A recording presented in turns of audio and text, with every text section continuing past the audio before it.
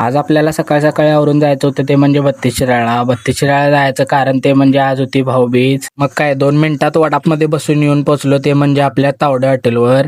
तावडे हॉटेलवर जरा वेळ थांबलोच होतो तोपर्यंत काय एसटी आली. खरं एसटी बत्तीस शिराळा जाणार नव्हती, पेट नाक्यापर्यंतच जाणार होती. पेट नाक्यावर उतरलो आणि तिथनं बत्तीस शिराळा जे वडाप जाते त्या वडापमध्ये जाऊन बसलो आणि डायरेक्ट येऊन पोचलो ते म्हणजे बत्तीस शिराळामध्ये.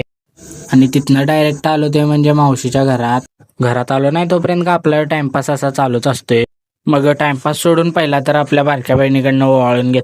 मग काय थोडा वेळ इथं बसून कोल्हापूरला जायची तयारी करतच होतो तोपर्यंत काय पावसानं बॉम्ब केली बघा. मग काय आज रात्री इथंच राहायचं ठरवलं. मग काय रात्री बाहेर फिरतच होतो तोपर्यंत का आपल्या लक्षात आले की फोनला कव्हर नाही. मग डायरेक्ट नवीनच कव्हर घेतलं बघा. तर पुढचा ब्लॉग खतरनाक असणार आहे कारण उद्या आम्ही कुठं तर जाणार आहे. तर ते तुम्हाला बघायचं असलं तर तुमच्या भावाला आत्ताच फॉलो करा.